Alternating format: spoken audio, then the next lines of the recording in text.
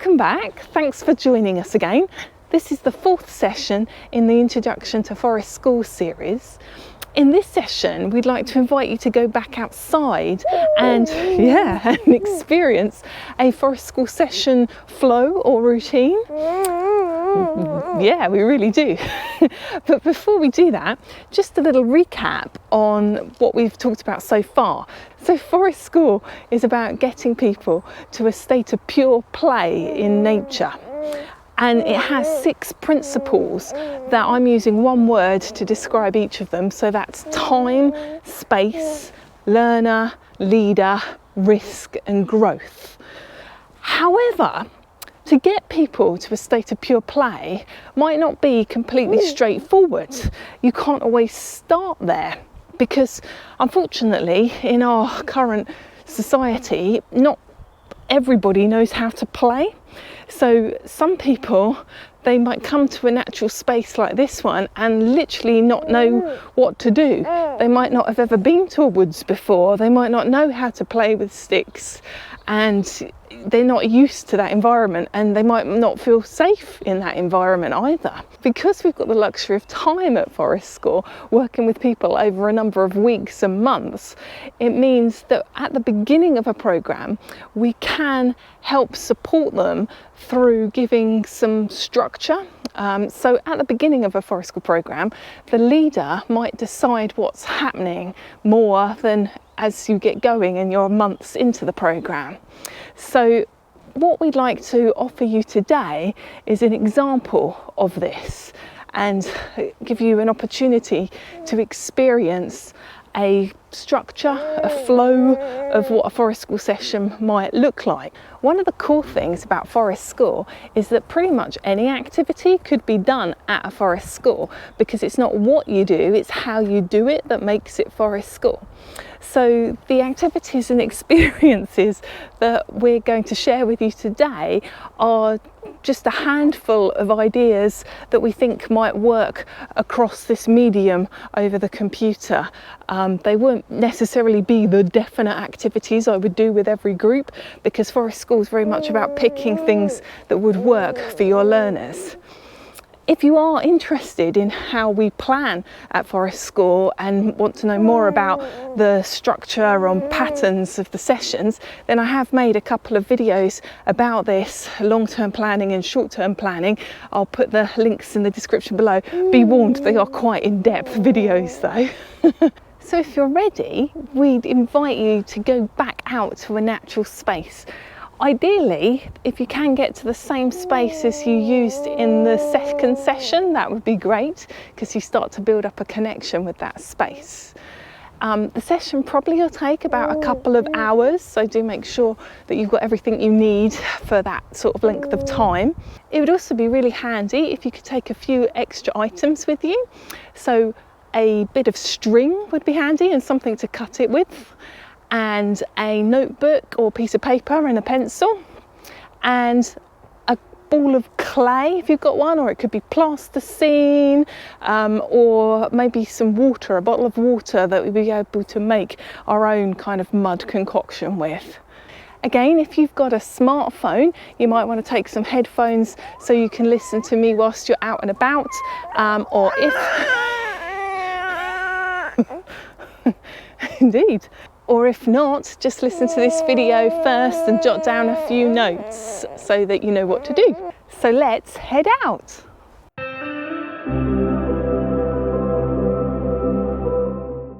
So the first part of a forest school session is the journey to get there.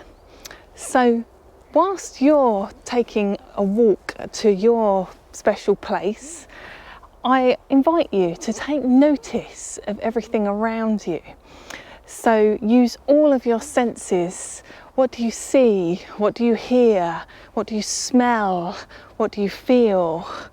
Take everything in as you wander to your natural place.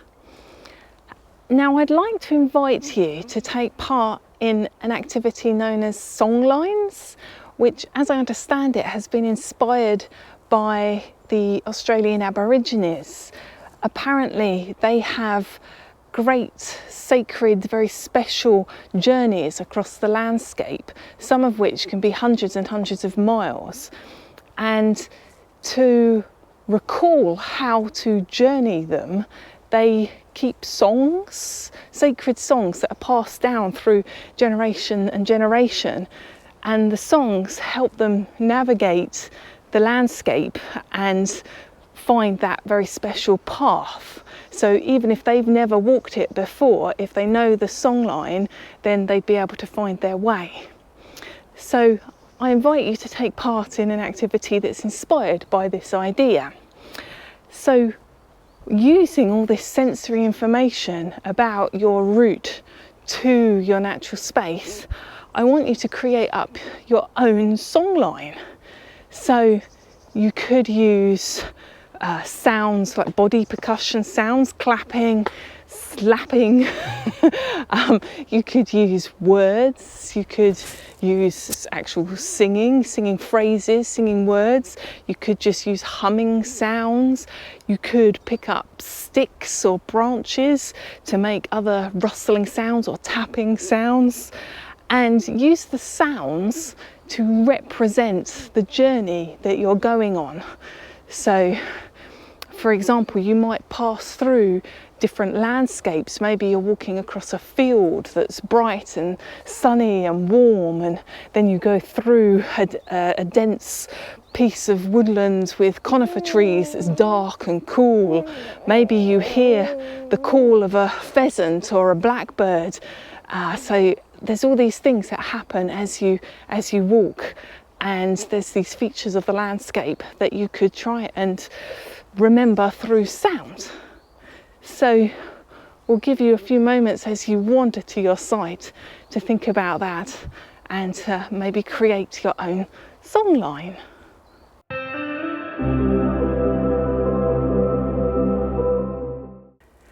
Hopefully you've enjoyed your journey to your natural space, and maybe a songline has started to emerge. If you're out and about with other people, maybe you can collaborate on this and different people sing different parts or make the sounds for different parts. So we're happy to share our songline with you. Start at the stump. Green.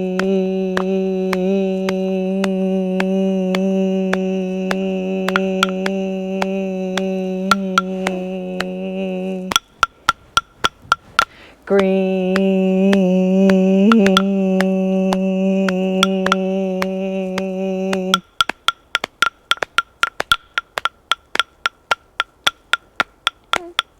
Great grey tree. Great grey tree. Shuffle, shuffle, shuffle, shuffle, shuffle, shuffle, shuffle, shuffle, shuffle, shuffle, shuffle, shuffle, shuffle, shuffle, shuffle. Duck the branch. Duck the branch. Duck the branch. We're there. So now you've journeyed to your site and sung your songline, I'd like you to pick something near the entrance to your natural space. It could be a particularly fine looking tree like this one. It could be maybe branches that form an archway that you walk underneath. It could be a mighty stump in the ground that looks pretty cool. So anything that kind of marks that you're going to cross the threshold and enter the space.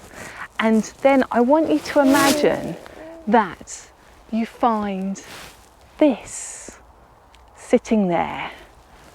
It's addressed to you. Let's see what's inside. What is it, Babs? What have we got?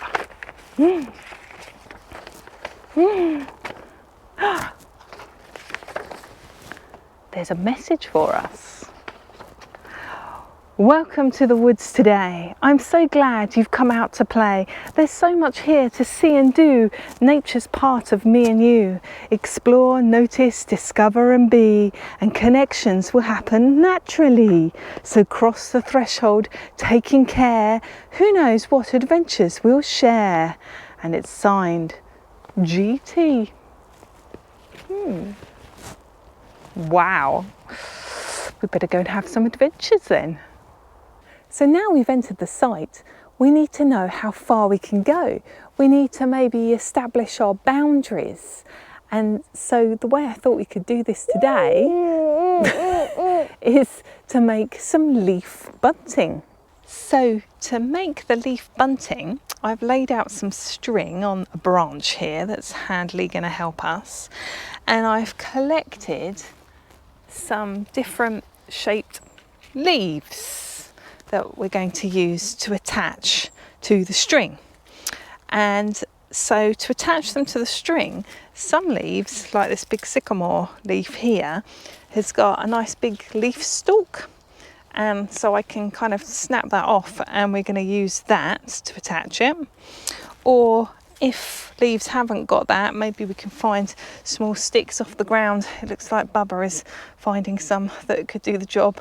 So we're going to use these almost like needles to stitch the leaves to the string. Let's just help Bubba there. Is that a good stick you found? So what we're going to do is I'm going to lay the sticks, I'm going to turn them upside down actually, and lay the leaves underneath the string. So the string's just sitting on top of them near one edge. And then I'm going to just fold over the top of the leaves where the string is and stitch them together using either the leaf stalk or another little stick. So I've just made a couple of holes there and you can see that it's kind of stitched on. Are you right, Bubs?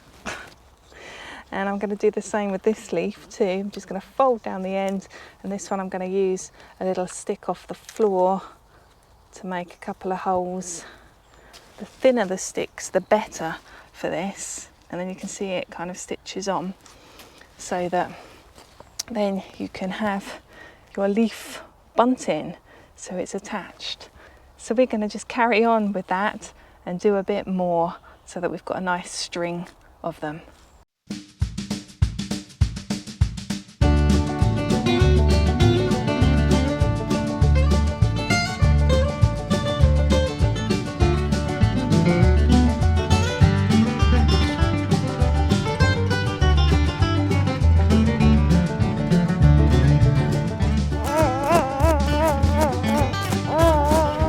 We like leaf bunting, apparently.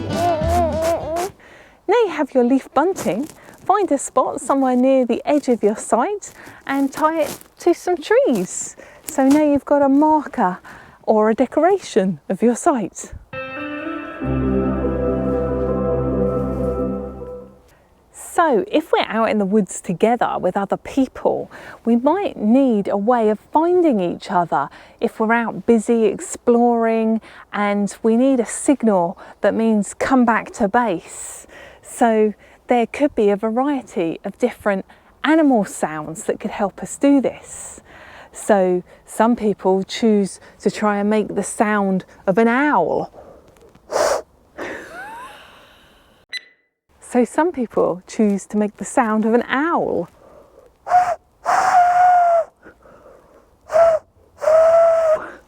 Or not. So some people might choose to make the sound of an owl.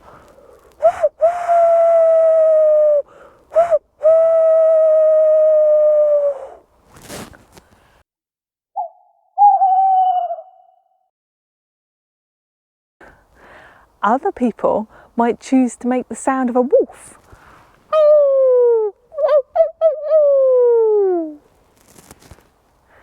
That's quite a good one because in the UK we don't have any wolves, so it must be made by humans rather than other animal sounds and being confused.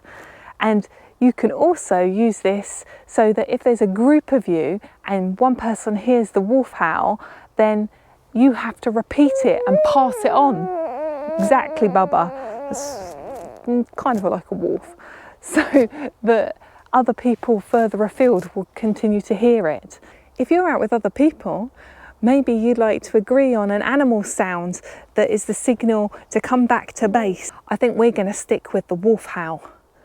Oh, oh, oh, oh. Oh, oh.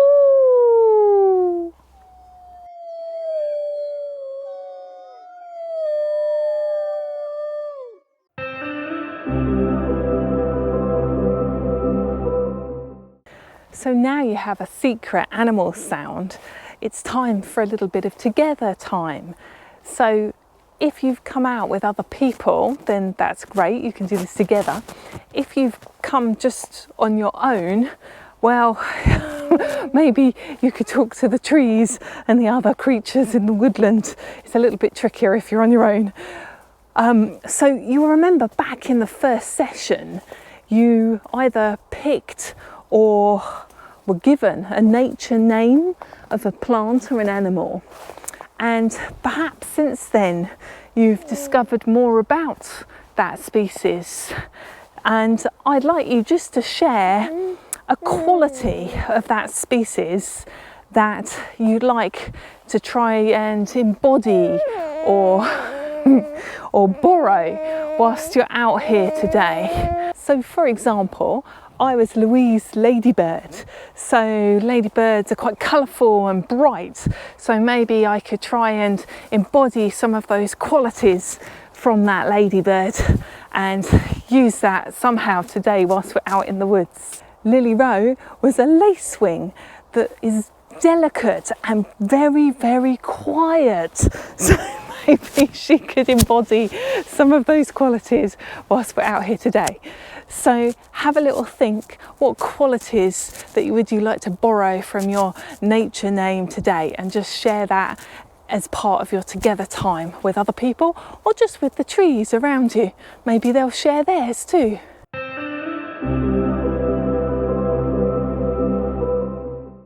So the next thing I invite you to do is to get out your clay, if you've brought some clay, or take a moment to go and dig out some soil and mix it with a little bit of your water. So that will work better if you've got clay type soils rather than sandy soils. Our soil's a little bit sandy here. Some good places to get soil from deeper underground are things like molehills or the root stack of a tree that's fallen over, or even maybe a puddle that's been churned up. So mix up your mud and grab your clay, and I invite you to make yourself a little forest friend or a mud monster or a creature of some sort. So use your clay and your mud and use the items that you find around in the woodland. Perhaps your creature has little spikes or antennae. Perhaps it has big boggly eyes. Perhaps it's got spots. Maybe it's got some green ears. So whatever you can find and whatever takes your eye, create yourself a little mud creature or a mud monster. This could also be done on the side of a tree as well, to make like a tree spirit as well. So whatever takes your fancy, you could have a go at that as well, or do both if you like.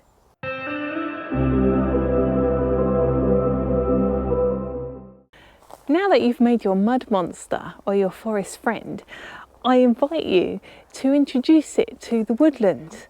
So maybe take it for a little walk around your area and see what it's curious about. Having little characters like this is a great way to transition into some more learner-led play and curiosity and discoveries. So whatever you think your little creature might like to explore, go take it there, take it for a wander. Maybe it might want to make a little den, maybe it might want to climb a tree, maybe it wants to explore a hole or look at different leaves or seeds. So whatever you think it might like and whatever you might like, spend some time playing together in the woodland.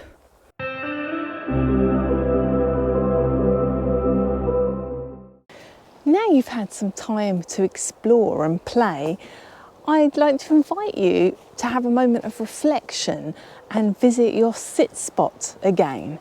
So if you cast your mind back to the second session when you went outside to the woods for the first time, we asked you to find a special place in that woodland, and we called it a sit spot. And we invited you to do a variety of different sensory mindfulness activities or sensory activation. So take a moment to find that same sit spot if possible. If not, don't worry, find a new one. I'm sure there's plenty out there. And take a notebook and pen with you as well. And then when you're there, take a moment just to ground yourself, focus on your breathing. You might like to do those sensory games again if you like, the owl eyes and the deer ears, and just appreciating all the sensory information that is coming to you in that place. And just take a moment to ground yourself, reflect, chill out in there, and then we're going to do something else afterwards.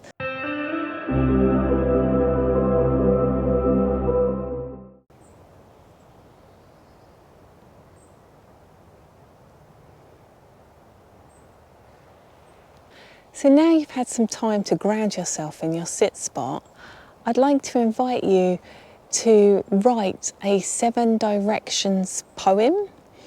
So to do this, we are going to need to work out what direction north is. You might have an app on your phone that might help you do that, or you might be able to see the sun in the sky and work out what the directions are from that.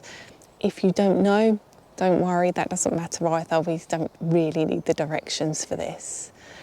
And what we're going to do is we're going to orientate ourselves firstly in the 4 compass directions, or if you don't know what the directions are, it could just be in front, behind, to your left and to your right. And I want you to appreciate, using your senses, what you can see, hear, touch, feel, smell in those directions. And that's going to make a line of the poem. And we're going to start in the east. So for me, the east is actually behind me. So for example, the first line of the poem could be, in the east, I feel the strength of a big tree trunk. And then I'm going to move round to the south. In the south, I see glossy, pointy leaves. Then we're going to move round to the west. And again, I'm going to say in the west, I see, hear, smell, whatever. Then we go to the north. In the north, I see da-da-da-da. And then we're going to go above me, I see, feel, hear, see. Then below me. And then inside, I feel. And then the last line, with gratitude for all. So just take a few moments, take in the directions, write yourself a poem. So east, south, west, north, above, below, inside, with gratitude for all.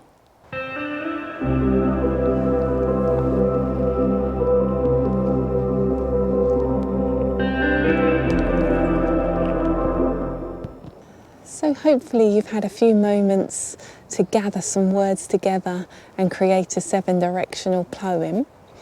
We're happy to share ours if you'd like to hear it. To the east, I feel the strength of a tall tree trunk. To the south, I see glossy green leaves. To the west, I smell pine on the wind. To the north, I hear the squeak of moving branches.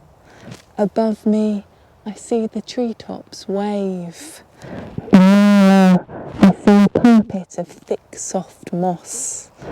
Inside, I feel peace with gratitude for all. Do feel free to share your poem in the comment section below if you feel inspired to. We'd love to hear them. Now you've had some solitary time in your sit spot, I invite you to have some more together time. So again, you can do this if you're out with other people, get together and share, or if you aren't, maybe journal things down in your notebook. So I just invite you to share your stories of the day with each other. So what happened in your sit spots, or even what happened when you were showing your little mud monster around as well. So just share your stories, some together time, reflect on things.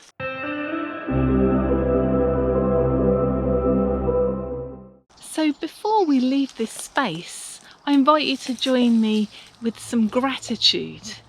And I invite you to find yourself ideally a feather if you can, or if not, any natural item will do. Maybe gather a big handful of leaves together and take that object, take that feather or leaves, and focus in it all the gratitude you have for the day.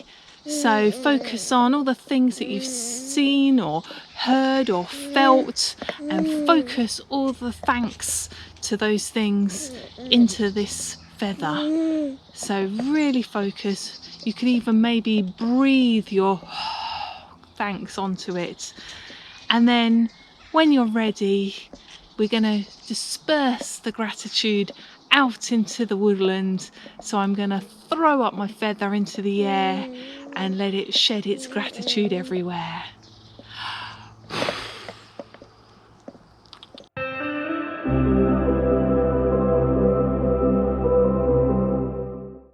As you leave the woods, don't forget to take the string that you tied your leaf bunting onto. And you also might want to yeah, you might want to say goodbye to the guardian tree where you first started, where we read out the poem. So maybe you want to wave to that tree or give it a hug or something as you leave the woodland.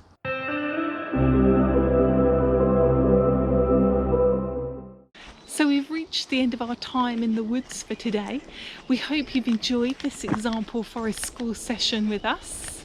We're off back home for a cup of tea and to tell Daddy the stories of our adventures. Thanks for watching, and we look forward to seeing you in the next video.